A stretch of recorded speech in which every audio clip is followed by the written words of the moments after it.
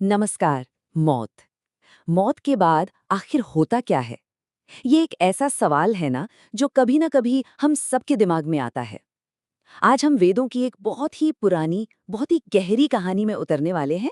एक ऐसे लड़के की कहानी जिसने सीधे मृत्यु के देवता से, हाँ, सीधे यमराज से यही सवाल पूछ डाला। तो चलिए इस बहुत ही दिलचस्प सफर पर निकलते हैं। तो मृत्यु के बारे में सबसे बड़ा सच क्या है? ये सवाल हम सबको कभी ना कभी परेशान करता ही है। और जानते हैं कमाल की बात क्या है? कि हजारों साल पुरानी एक कहानी हमें एक ऐसा नजरिया दे सकती है जो शायद हमारी जिंदगी और हाँ, मौत को देखने का तरीका ही हमेशा के लिए बदल दे। तो हमारी कहानी का हीरो कौन है? एक छोटा लड़का, नाम है नचिकेता। लेकिन वो कोई आम बच्चा नहीं था। उसका दिमाग बहुत तेज था और दिल एकदम निडर। और ये सब कुछ शुरू होता है उसके पिता के एक बहुत बड़े यज्ञ से। एक ऐसी घटना जो उसकी जिंदगी हमेशा हमेशा के लिए बदलने वाली थी। तो देखिए, नचिकेता के पिता वाजश्रवा एक बहुत बड़ा यज्ञ कर रहे थे। लेकिन उनका दान, उनकी भेंट सब खोखली थी। मतलब अच्छी चीजें देने की जगह वो दान में दे रहे थे बूढ़ी कमजोर गायें जो किसी काम की नहीं थीं। और यही पाखंड, यही दिखावा वो चिंगारी बनता है जो कहानी में आग लगा देता है। ये टकराव है दिखावे और सच्ची श्रद्धा के बीच का। अब ये सब देखकर नचिकेता से रहा नहीं गया। वो चुप नहीं बैठ सका। वो सीधा अपने पिता के पास गया और एक ऐसा सवाल पूछ लिया। एक ऐसा सवाल जिसने सब कुछ बदल कर रख दिया। और ये किसी बच्चे की नादानी नहीं थी। नहीं, ये तो अपने पिता के पाखंड को एक सीधी चुनौती थी। ये दिखाता है कि उसके मन में सच्चे धर्म के लिए कितनी गहरी चिंता थी। और पिता गुस्से में आग बबूला हो गए। बिना एक पल सोचे उनके मुंह से वो भयानक शब्द निकल गए। बस उसी एक पल में, उसी एक वाक्य से नचिकेता की किस्मत लिख दी गई। और यहीं से शुरू होता है उसका वो अविश्वसनीय सफर, सीधे मृत्यु के साम्राज्य तक।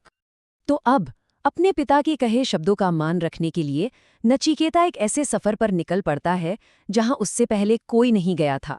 वो पहुंच जाता है सीधे मृत्यु के देवता यम के दरवाजे पर।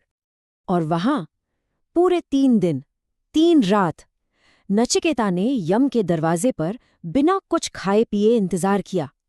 सोचिए जरा, उसका संकल्प कितना अटूट होगा। उसके चेहरे पर डर का कोई नामो निशान नहीं था, बस एक शांत धैर्य। जब यम वापस आए तो अपने दरवाजे पर एक मेहमान को यूं इंतजार करते देख वो शर्मिंदा हो गए। क्योंकि हमारे यहाँ अतिथि देवो भवः, मेहमान का सत्कार तो सबसे बड़ा धर्म है। तो अपनी इस भूल को सुधारने के लिए उन्होंने नचिकेता से कहा, तुम मुझसे 3 वरदान मांग सकते हो, जो कुछ भी तुम्हारा दिल चाहे। तो नचिकेता के पहले 2 वरदान उसकी समझदारी को दिखाते हैं। पहला, उसने मांगा कि जब वो लौटे तो उसके पिता का गुस्सा शांत हो जाए, परिवार की शांति। दूसरा, उसने स्वर्ग तक ले जाने वाली अग्नि विद्या का ज्ञान मांगा। लेकिन ये दोनों तो बस एक तैयारी थी। असली सवाल वो तो अभी बाकी था। और अब आता है कहानी का वो मोड़, वो पल जहां नचिकेता अपनी तीसरी और सबसे गहरी इच्छा यम के सामने रखने वाला है। और ये था उसका तीसरा वरदान, वो सवाल जो इस पूरी कहानी का दिल है। उसने पूछा, मृत्यु के बाद क्या होता है? मुझे इसका सच बताइए। ये परम प्रश्न है, एक ऐसा रहस्य जो इतना गहरा है कि खुद मृत्यु के देवता यम भी उसे बताने से झिझक रहे थे। यम ने सोचा इस बच्चे को रास्ते से भटकाया जाए, और उन्होंने हर कोशिश की। उन्होंने उसे क्या क्या नहीं ऑफर किया। लंबी से लंबी उम्र, बेहिसाब धन दौलत, बड़े बड़े राज्य, हाथी घोड़े, दुनिया का हर सुख। मतलब वो सब कुछ जो कोई भी इंसान सपने में सोच सकता है। पर नचिकेता वो टस से मस नहीं हुआ। उसकी नजर तो सिर्फ एक ही चीज पर थी, सत्य। नचिकेता का जवाब सुनिए। उसने कहा, ये सारी चीजें तो बस कल तक ही रहेंगी। ये सुख आप अपने पास रखिए। मुझे तो बस उस शाश्वत आत्मा का ज्ञान चाहिए। क्या जबरदस्त जवाब है। उसने पल भर के सुखों को एक झटके में ठुकरा दिया, क्योंकि वो जानता था कि असली दौलत वो नहीं जो दिखती है, बल्कि वो है जो हमेशा हमेशा के लिए रहती है। नचिकेता का यह अटूट संकल्प देखकर यम बहुत प्रभावित हुए। वो समझ गए कि ये कोई आम लड़का नहीं है, ये एक सच्चा साधक है, एक योग्य शिष्य। और तब आखिरकार उन्होंने फैसला किया, वो उसे वो परम रहस्य बताने के लिए तैयार हो गए। तो यम ने क्या सिखाया?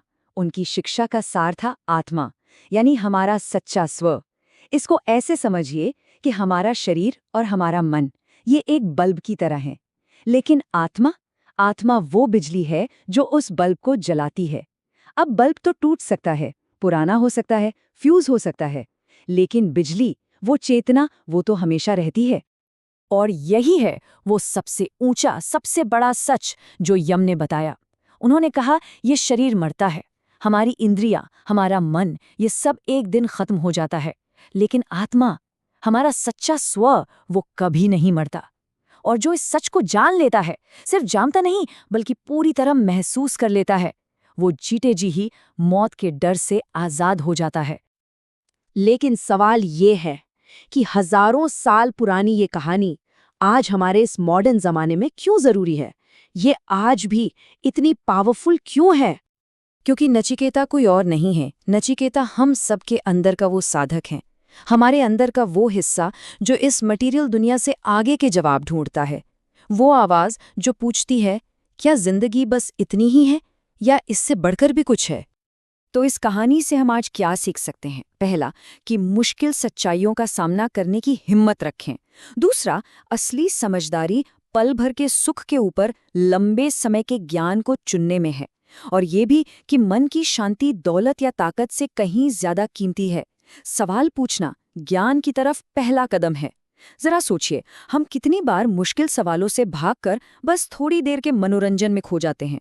ये कहानी याद दिलाती है कि असली शांति बाहर चीजें बटोरने में नहीं, बल्कि अपने अंदर झांकने में है। और मैं इस कहानी को इसी एक सवाल के साथ खत्म करना चाहूंगा। हमारी अपनी जिंदगी में वो कौन से अस्थायी सुख हैं, वो कौन से यम के प्रलोभन हैं जो हमें उस गहरे सच को देखने से रोक रहे हैं?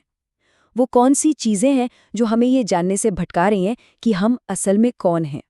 इस सवाल का जवाब हम सबको अपने अंदर ही खोजना है।